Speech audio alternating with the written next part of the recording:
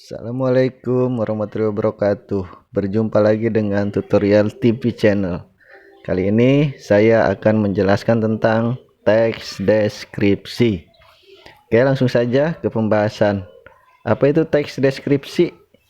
Teks deskripsi adalah sebuah teks yang menggambarkan secara jelas sebuah objek, tempat atau peristiwa yang sedang menjadi topik kepada pembaca, sehingga pembaca seolah-olah merasakan langsung apa yang sedang diungkapkan dalam teks tersebut. Selanjutnya yaitu ciri-ciri teks deskripsi.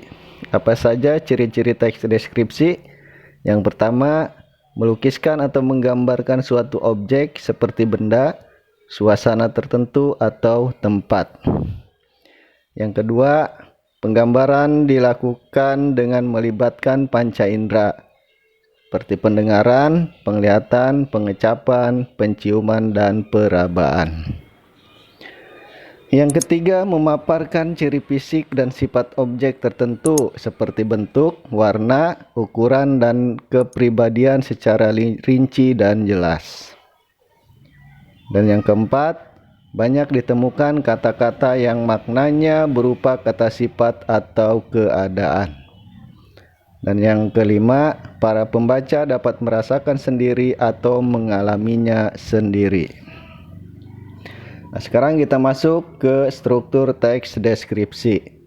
Struktur yang pertama yaitu identifikasi, merupakan bagian yang mengenalkan objek, tempat, atau orang yang akan dideskripsikan.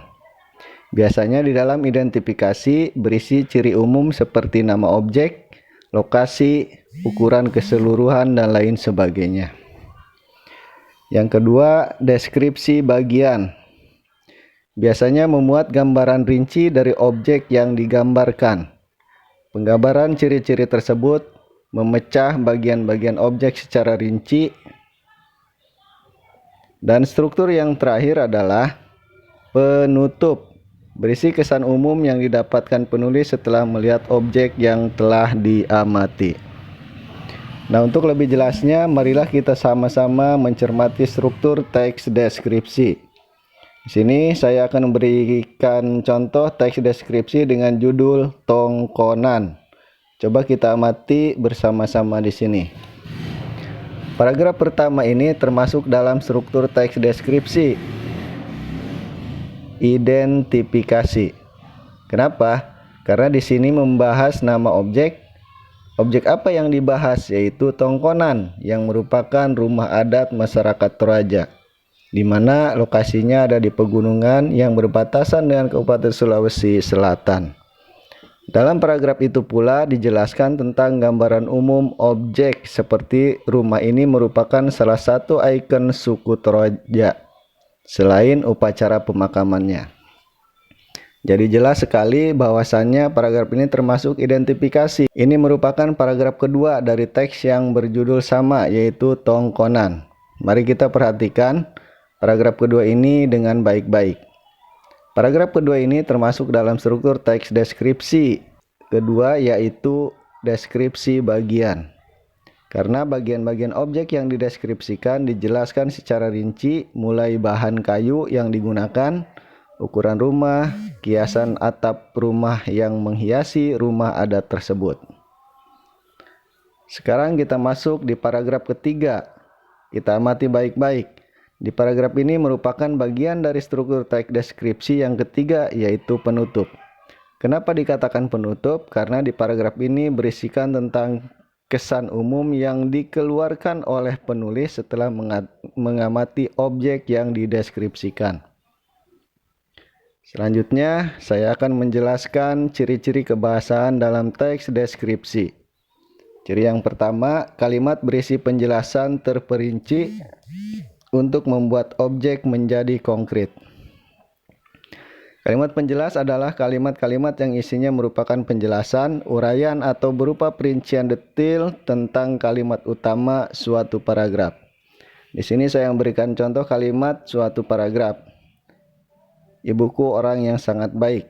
Kalimat tersebut bisa saya rinci untuk menjelaskan seperti dia berusaha menolong semua orang, Dia ramah dan tutur katanya lembut kepada siapa saja. Yang kedua, penggunaan kalimat yang menggunakan cerapan panca indera. Teks deskripsi berisi kalimat yang seolah-olah dapat dilihat, didengar, dan dirasakan. Sini saya memberikan contoh mendengar dan melihat.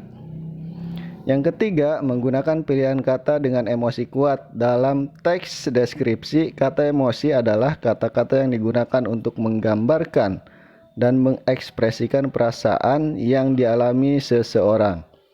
Teks deskripsi juga menggunakan kata-kata dengan emosi kuat.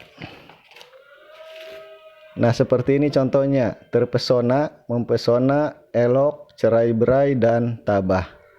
Kata-kata tersebut merupakan kata-kata dengan emosi kuat. Dan yang terakhir adalah mengidentifikasi majas. Majas merupakan kata kiasan yang berfungsi meningkatkan kesan dan memengaruhi pendengar atau pembaca dalam teks deskripsi. Contoh majasnya silakan baca sendiri ya. Oke, sekian penjelasan tentang teks deskripsi kali ini. Semoga bermanfaat. Jangan lupa subscribe, like, komen, dan ketuk loncengnya biar kami bisa menampilkan video-video yang terbaru. Sampai jumpa di video berikutnya.